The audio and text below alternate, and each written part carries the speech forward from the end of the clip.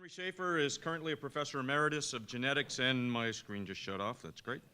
Biomathematics at North Carolina State University, where he has worked since 1966. Henry served as the Associate Provost for Academic Computing from '84 to '93, and during that time he was one of the co-principal investigators for SURAnet, which we're going to hear about tonight. Glenn Rickard is an internet pioneer who implemented the first internet connection point, the FIX, in College Park, Maryland, and was recognized for this achievement by being inducted into the Internet Hall of Fame in August of 2013. Glenn was the principal investigator for SURAnet and the first regional, which was the first regional TCP/IP internet network for academic and commercial institutions. And finally, we have Dave Lambert, who has held a variety of leadership positions at Georgetown, Cornell, and Indiana University. He served as a SURA trustee and past chair of the SURA IT committee, and he became president and chief executive officer of Internet 2 in July of 2010. We are starting with an interesting thing. The titles you see up there are the titles at the time when this story begins. And with that, I'm going to give it to them and let them take over. Okay. I'd like to start out mentioning, I've mentioned to a number of you, that my start in computing and networking was as a chicken farmer.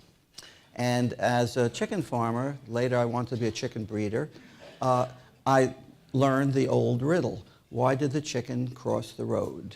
You all know that. But why did the chicken cross the internet? To get to the other site.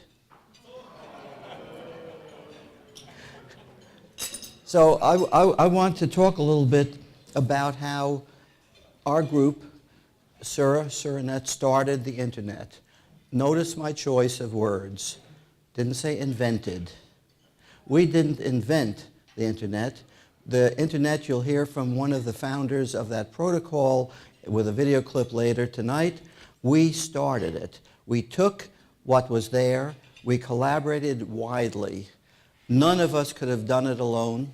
None of us could have done it without the sponsorship of SURA and the help of the NSF and the institutions. We had 1 point per state. You'll see more of that. And so we together started the internet, and I'm going to turn this over at this point to Glenn, who's going to start back at day one, or a little bit before. Or maybe a little bit before. Yes, as Henry just said, what SURA did was not to invent the internet, because Vint Cerf and Bob Kahn did that, but really we began to lay the beginnings of what is today's internet. The earlier things that happened, ARPANET, CSNet, those things have been taken apart. They no longer exist today. But the links that we established as part of SURAnet, are still in today's internet. So they are the oldest part of today's internet that have been continuously living from the time they were conceived, which we'll tell you about tonight, until today. So it's the oldest part of the SURAnet, of the internet. So the story starts with Harry Holmgren. Harry Holmgren is the first president of SURA, and I am the academic CIO at the University of Maryland at the time. And he said, Glenn, we're going to have a meeting in North Carolina, 1983, to get a supercomputer for the Southeast. These supercomputers are really important. We're also going after this, a continuous electron beam accelerator facility. We need to be able to reduce this data. And if we don't have something in the Southeast, we're going to have to put up with, they'll probably put one at MIT and Stanford, and we want to make sure something happens in the Southeast. So Harry brought me and other folks to North Carolina in October of 1983, and we had a meeting where we all talked about, could we have a supercomputer in the Southeast? Yes. Where exactly should it be? We're all going to agree on one. We're all going to get behind it. But of course, the rub was we couldn't decide exactly where in the Southeast it should be. There were many fine institutions, as there are today, competing. So after a 2-day meeting, there might be kind of failure at this meeting until another person here by the name of Jess Poor said, well, maybe we can't decide on a single computer for the Southeast. Maybe we'll get multiple computers. But whatever we do, we're going to need a network so that all of the SURA members can connect to the computers that do appear. So just change that dynamic. And by the way, Glenn Reichert should lead that effort. He had not consulted me in advance. This was a complete surprise. I had no idea. I'm kind of standing there. I'm sure I looked shell-shocked at the time. But the group said, this is a great solution, and then chartered the SURA networking committee to go and create a network. Between 1983 and 1985, we wrote proposals. They were not accepted by the National Science Foundation. In fact, the National Science Foundation didn't have any department or group to go fund them because there was no networking group at the National Science Foundation at the time. But we were the first group to think about doing a network in their part of the country. So of all the regional networks that exist, SURA was the first one to think about it beginning in 1983. So the SURAnet group came together. The three musketeers were myself, Henry Schaefer, and Morty Terragan. Morty is in Israel, couldn't join us tonight. And we got together and we wrote these proposals, and things were not being accepted. But we finally ended up with one where the NSF decided they did want to have a national effort called ScienceNet. And they said, why don't you propose to do ScienceNet? And we at SURA said, that would be very interesting. Could we get the entire country to convert to an unknown computer protocol using technical expertise that did not exist anywhere else except in maybe a few computer science departments at the time, and make that work? And we said, no, we really wanted to do the Southeast. And the NSF said, okay, we'll make a 3-tier system instead of a 2-tier system. Instead of being ScienceNet and campuses, we'll do ScienceNet, regional and state networks, and campuses. Make sense? So that was where the 3-tier networks began. And you can see here in the letter that was written to Billy Joe Wyatt at the National Science Foundation Committee for Advanced Scientific Computing. The economics of supercomputing is such that we need a network to be able to connect to all of these things. So we wrote another proposal in response to this call for a 3-tier network. And in this one, we had an executive summary that said U.S. productivity is tightly tied to the ideas that come from university research laboratories, and a computer communications network is a proven way to create new communities of interest and strengthen those groups which have already formed. Do you notice that we've already dropped the term supercomputer out of this summary here, at least the parts that I read? So we're beginning to think about this as a much more general science collaboration, academic collaboration network. And finally, in 1986, this is the happy letter. See, it's on National Science Foundation letterhead. In those days, it was typed with typewriters. Some of you remember those things. Since they didn't know what date they were actually going to send it out, that got stamped on. See the date stamped there? So on May 13th, 1986, this grant was given. Dear Dr. Holmgren, National Science Foundation hereby awards a grant to Southeastern Universities Research Association. So that is the beginning of the official NSF-sponsored SURAnet in May of 1986. And I'd just like to add that not only was it not supercomputers, it was not only physicists and computer scientists. To quote from the grant proposal, it was for all scholars in all disciplines.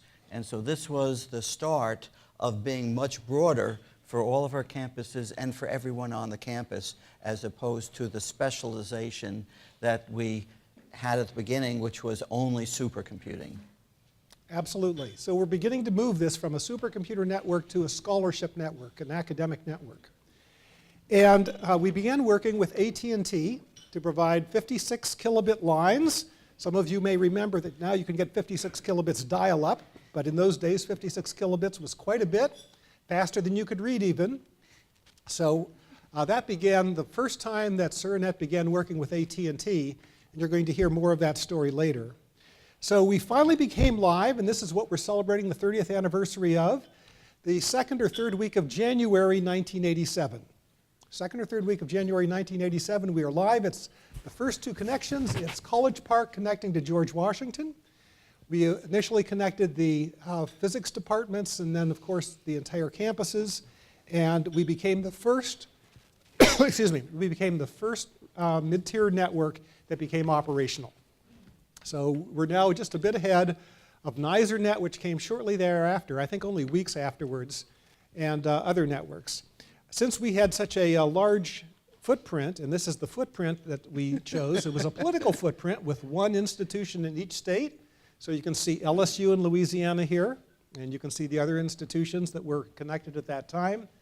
The North Carolina folks got together and said, we'll connect to the Triangle University Computing Center, and then we'll all connect to it. So they ended up making an interesting choice there. But notice that there's also connections to, oh, I don't want that button. Is there a laser pointer here? Yes, somewhere.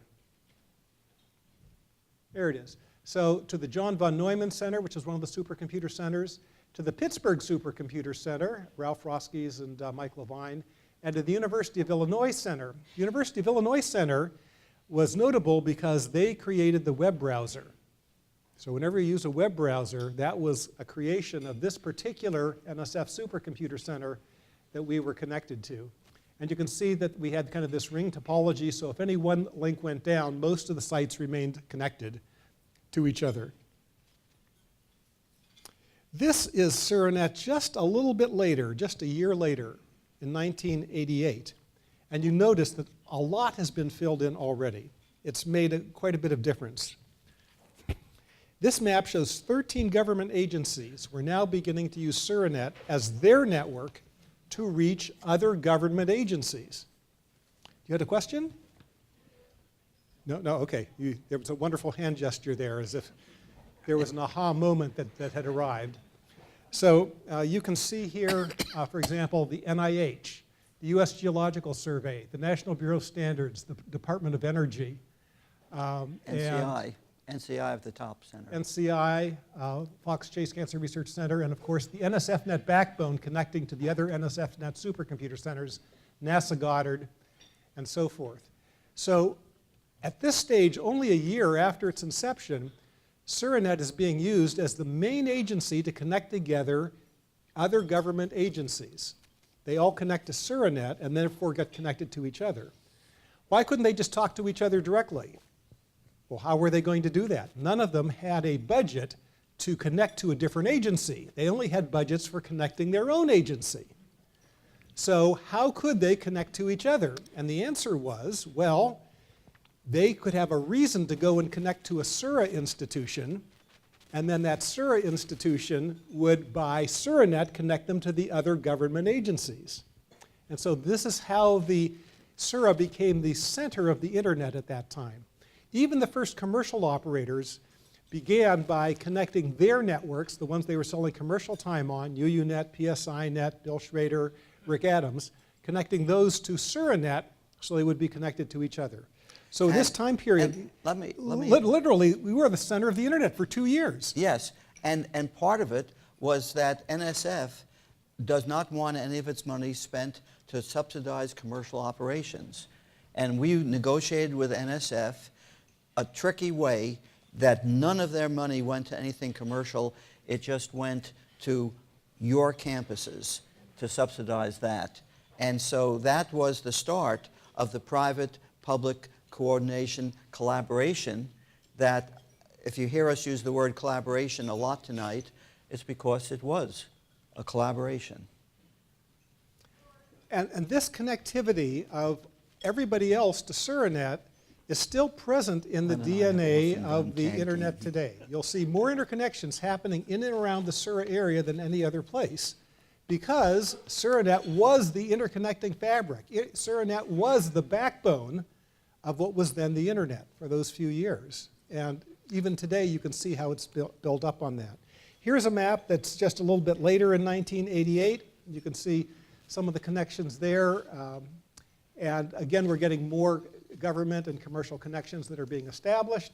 Here we are in 1990. You can see that there's already a robust state network happening in Florida, in Alabama. And you can see the network there in Louisiana is beginning to fill in.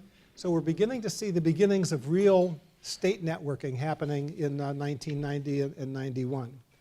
And here in 1992, we had a rich set of 120 connections to SURAnet. On the map at the right of the DC area, all of the yellow highlighted nodes were government agencies. SURAnet became far and away the dominant ISP, or Internet Service Provider, for a number of commercial institutions as well as government institutions.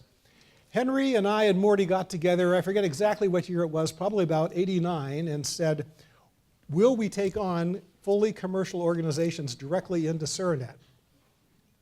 And we thought about that for a while, and I think it was you, Henry, who said that if we don't, they'll make their own internet. So we want to have a single internet, and the way to have a single internet would be to invite them to all connect to us. Mm-hmm. So we began having those commercial organizations and the, as you talked about earlier, the sustaining funding model to be able to make that happen. And the benefit to us was economies of scale. And we had more clout to negotiate routes and so on. And we spent a lot of effort trying to keep the price of bulk interconnects down. And I think we succeeded. I think so. Tell us more about that success, Henry. That wasn't really in the script. but we negotiated to get bulk connections, and back in those days the telephone companies were not terribly willing to sell you bulk connections. They wanted you to pay by the bit. And we worked very hard. We got competing bids, and so we had AT&T, we had MCI, we got competing bids, and we kept on growing the network.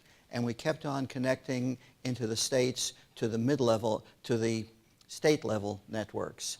And my campus, and I'm certain your campuses, went through throes of effort trying to connect all the departments, all the scholars into participating in the internet. And so, Glenn, how did it get started, though? Well, I think I've covered that part, Henry, so I think that's actually you. Is that me? That's you. Okay. Gee, I didn't note that. Okay. The growth of this was very interesting because we mentioned the inventors. They invented what went into the ARPANET, Advanced Research Projects Agency of the Department of Defense, and only campuses that had DoD contracts could use it, and only those people in those areas could use it. And then we had CSNet, Computer Science Net, and that again was only the scholars in computer sciences, left everybody else out. The NSF-net backbone, the backbone part, which was slated to be supercomputers only, and was the mid-level networks such as SURAnet and the others that came a little bit later, some a lot later, would work for all of the research, all of academic and research education. And it's kind of cute to do this as a gigabits per second number. I mean, even a few years later, the backbone of the NSF-net wasn't quite as fast as what I have coming in to my home now.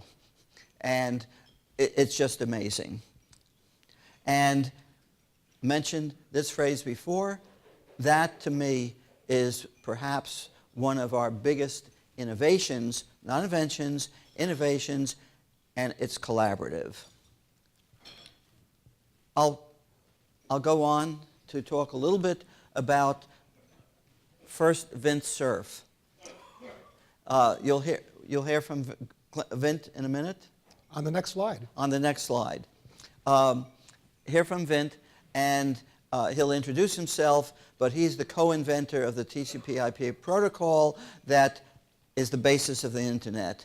Everybody knows about Senator Al Gore, but what I did not know when I started working on this was that senators really don't work on the details.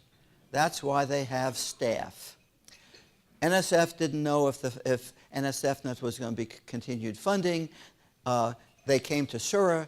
They said, we got this young junior senator from Tennessee who likes technology. Send somebody to go talk to him. I was the somebody. I went and I met Senator Gore, but I worked with Mike Nelson, who's had quite a career in networking. And all I can say is they worked, and they worked hard. Refunding was achieved, and by the next time it came up in the Congress, NSF-net was so popular, there was no need to worry. I wanted to add that Al Gore came from the SURA region. So Al was a senator that we had connections to, that we had trustees who knew, and I think that was actually another part of the success that happened there. Probably, yes. But the point is, that was a juncture when funding was uncertain, and you all have lived through funding uncertainties, and it worked. And we got funded, and we continued. So we invited Vince Cerf to come and talk to you tonight. And he would love to have done so, but he had another commitment. But he did record a message for us. He was at his hotel in London, as you'll hear. Hello, my name is Vince Cerf. I'm Vice President and Chief Internet Evangelist at Google, and sometimes known as one of the fathers of the Internet. I'm sorry that I can't join you in person to celebrate the 30th anniversary of SURAnet. I'm sure you're scratching your head just like I am, wondering where those decades went. But SURAnet had a very important role to play in the story of the Internet. It was one of their intermediate level networks that was created in conjunction with the NSF-net backbone, a clever tactic to avoid having the NSF-net team have to deal, directly with 3,000 different universities. So SURAnet was also a very important training ground for some of our most accomplished internauts. One name which immediately comes to mind is Jack Waters, who eventually worked at MCI in my engineering department and then went on to work at Level 3 as its Chief Technology Officer. I think that we owe a great deal to NSF in particular for architecting this particular way of implementing Internet, to say nothing of the many people who have gone on to careers in Internet-related activity who got their early training in one or another of the intermediate level networks of the NSF-net system. So again, I'm sorry to say that I can't be with you in person, but I shall raise a glass on the day celebrating the role of SURAnet and its 30th anniversary. This now typifies the use of the Internet by different fields. And so I'll start out by talking about Grace Hopper, who I knew. At the end, she was Admiral Grace Hopper, but she was one of the pioneers. Since we earlier heard about COBOL, she was one of the people who pushed the development of COBOL when it was brand new. And she represents the computer scientists who really were pushing at the beginning for the use of the Internet. The next discipline after computer science to really use what was becoming the Internet that we started were, of course, physicists, because there were a lot of physicists in SURA at the time. So physics became the second discipline after computer science to really begin using the network.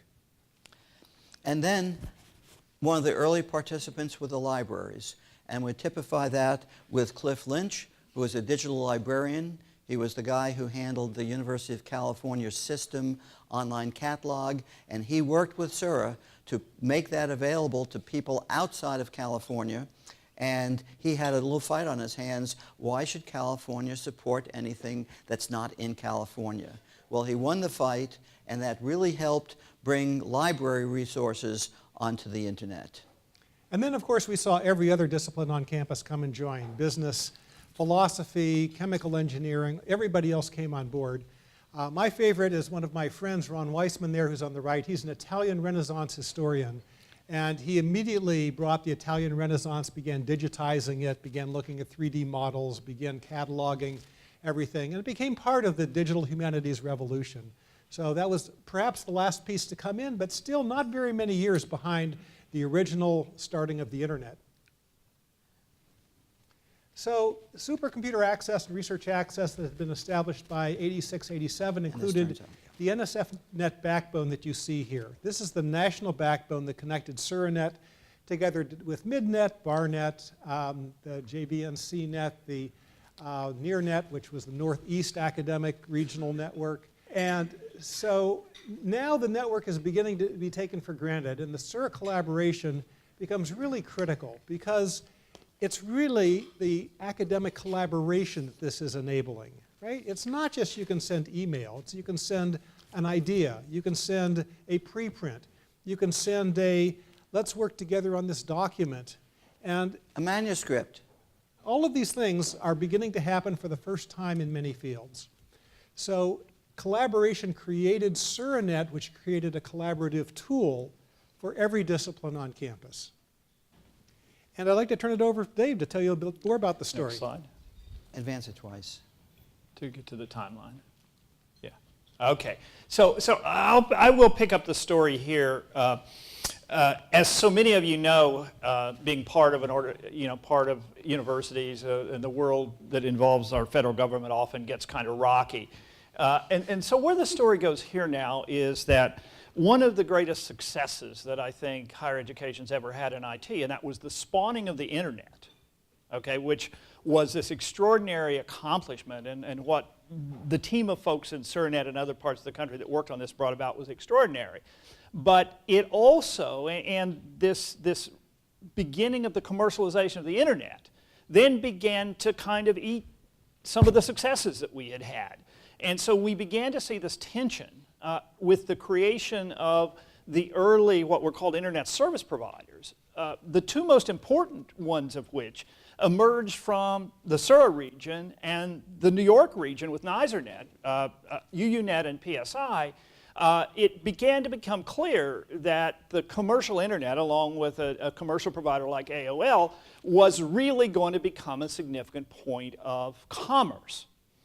And so there began this process that got very political, where there was pressure coming from this growing commercial community to push NSF out of the funding business for networking because they saw a commercial opportunity, and they saw NSF-Net and they saw the state and regional networks as no longer facilitators, but as potential impediments to the development of the commercial network. And so we saw this period of about 2 years in 93, 94, 95, when there was an enormous amount of commercial pressure for NSF to withdraw from the networking business, which they were forced to do. It was a great success in the sense that we now had a commercial marketplace that was providing these services, but at the same time, we learned very early on in that process that the commercial community was going to focus on residential access, on commodity access, and our community that was used to these very high-speed network connections was now living in a world where, utilizing the commercial providers, we couldn't even begin to do the kinds of things that we had been doing for some time. And so we were at this point where something had to change. And there were a couple of sort of NSF-facilitated transitional projects.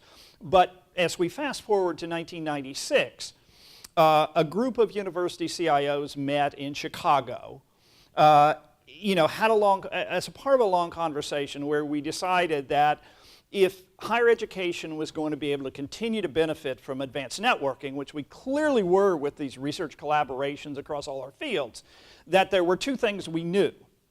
Number one, we could never reliably depend on the federal government to operate a network in the political context of the United States, at the same time that in Europe and other countries they were moving deeper, into that. And number two, our needs were always going to be ahead of the commercial community. And so we created a new project called Internet 2, and I'm not here to talk a lot about Internet 2, but as part of that process of commercialization and this sense that we could depend on the commercial community, the energy went out of the state and regional networks. And in fact, several of the state and regional networks actually were bought, and their assets were bought by these startup commercial providers. SURAnet was one of them. NYSERNet had a commercial spinoff. BARNet had sold itself. MidNet sold itself. And so we found essentially the commercial providers weren't providing the support, and the regional ecosystem, which had built up around the supercomputer centers, was losing its energy. And so we had to go somewhere. And what that meant for the SURA region, and so in 1995, SURA was sold.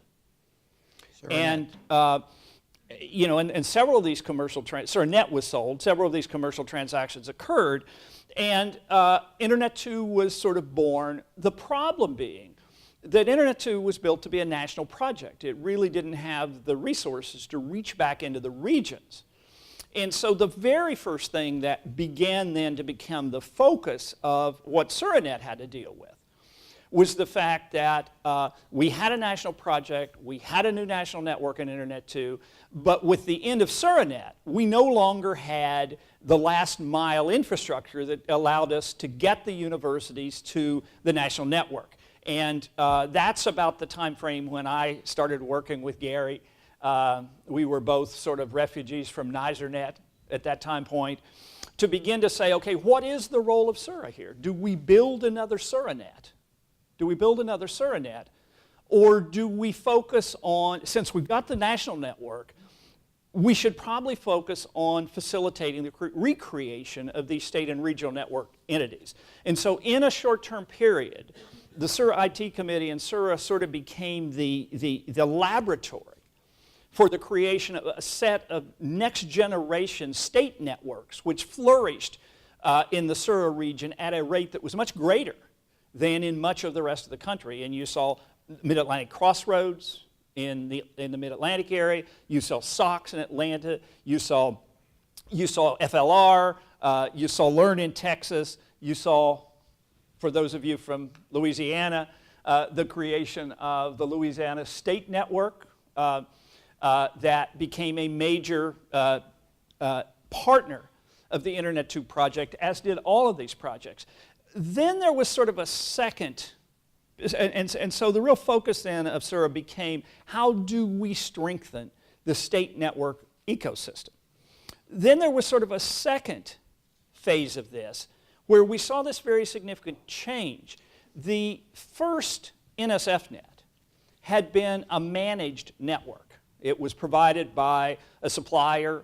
The first Internet 2 network was actually a managed network provided by Quest. But what was going on at that same time was the telecom explosion. And companies were building fiber optic networks all over the country. But then, as you recall, that hit a cliff and in fact fell off the cliff. And this big argument, very positive argument at most of the time, emerged in our community about, is this an opportunity for research and education to get their hands on optical capacity? And so we had this period when there was sort of a division of perspective in the community. Let's get our services from the commercial community versus let's get down to the bottom of this. Let's get optical network capacity and let's build our own networks on top of it. And SURA became, I think, one of the 2 or 3 national leaders in the movement toward acquisition of dark fiber. And the SURA state networks turned their attention toward actually, in this period, acquiring dark fiber, some very attractive rates. And in fact, SURA was able to negotiate an extraordinary deal as a result of relationships that had been built up that involved the donation of 6,000 miles of optical fiber to the R&E community by a traditional provider, AT&T, that became a very, very important piece of the transition from managed network services to owned optical network services. And the role that SURA played there continues to live, honestly, until this day. The next kind of inflection point, though, was with the regional networks rebuilt, with Internet 2 built, and with what we called National Lambda Rail, which was the optical alternative until the whole thing came back together again in about 2010, we could then really turn our attention to what do we do with this network. And so the focus then for SURA IT turned to what do we do and how can we facilitate the ability of the Southeastern universities and the SURA members to be at the forefront of the deployment of a lot of application-level capabilities across this network infrastructure, working with partnerships with major providers, with IBM, Dell, Microsoft, working with universities on innovative projects in supercomputing with Blue Waters, in the early distribution of video across the network with the V-Day project, and working with the coastal ocean community in SURA to assure that that research was taking advantage of the capability that exists. So new uses for new networks, and in fact, then the beginning of the expansion beyond sort of, we always called them R&E networks, but the R was always this big and the E was this big. And that began to change as SURA began to focus on how do we raise the size of the E. You know, how do we push this to minority serving institutions? You know, how do we use this infrastructure you know, to actually support the work of sciences? And so these projects then became the center point of what SURA was focused on. All made possible because of the network, things from incident response to cybersecurity to big data projects that became projects spread across the SURA region, now because the southeastern region had as good as, if not back in the position of having as advanced infrastructure as any other part of the R&E networking community. Glenn. So the collaborative spirit that started SURAnet, that created collaboration among all of the academics, that started really what we have been thinking about as the starting of today's internet. We have a couple of folks here today who were present at the very beginning. Mike Petrie, where are you?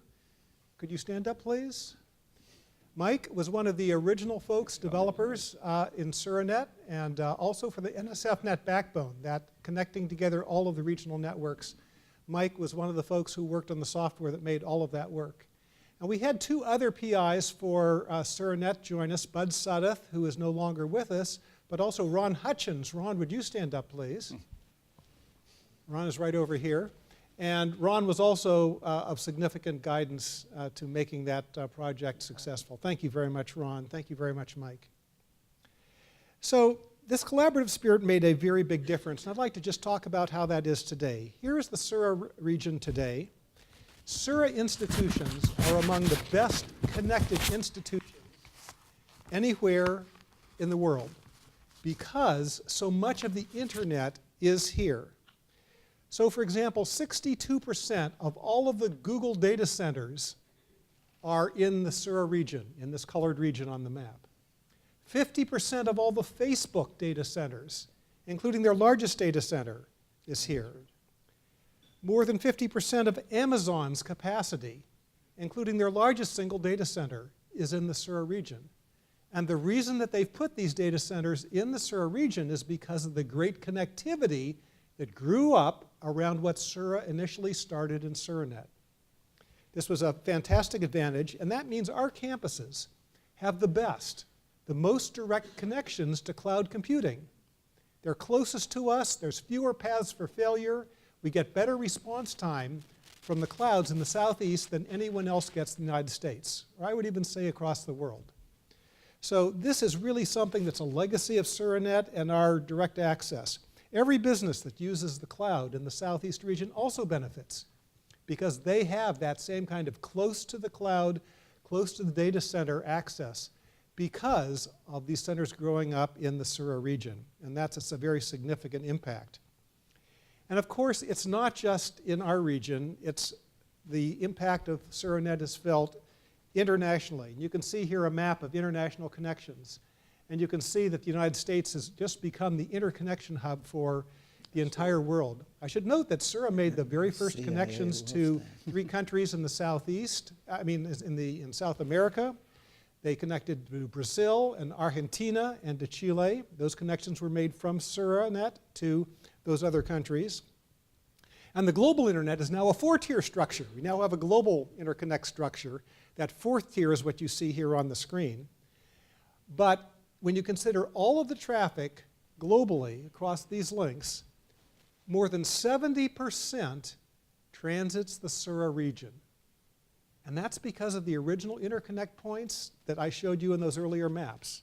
And they've just been built on and built on. So today, 70+% of all worldwide internet traffic flows through the SURA region. And that means really superior direct access to scientific instruments, no matter what country they're located in, wherever the square kilometer array is built, the Atacama Desert for telescopes. All of those scientific instruments have very direct connections to SURA institutions because of that legacy of having started SURAnet and being the first organization to really interconnect all of those things. And remember, we started this as a supercomputer effort. Remember I told you about October '83? We were seeking a supercomputer for the Southeast. We've won. There are 21 supercomputers in the Southeast now, including 2 here in Louisiana and one at CBAF that needs, at JLab that needs a name, by the way. So we need a naming, Allison tells me that we need a naming contest for the machine at JLab.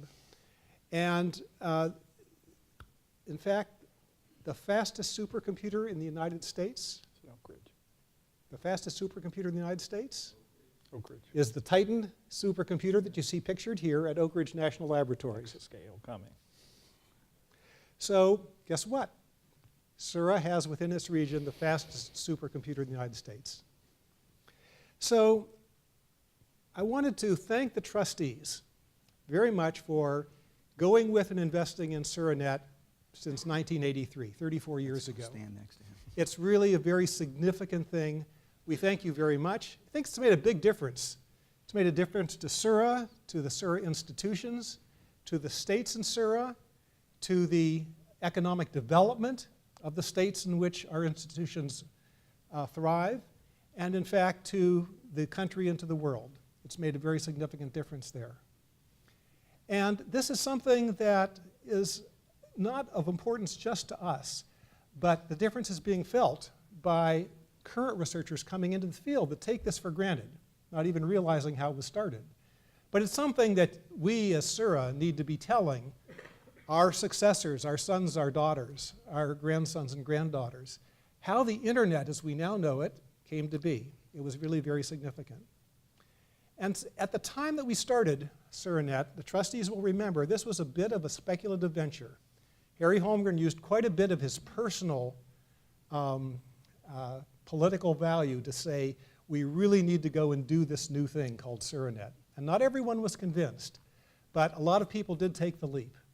So I'd like to continue to ask you, all three of us would like to continue to ask you, to be able to seek out those bold and brave ideas.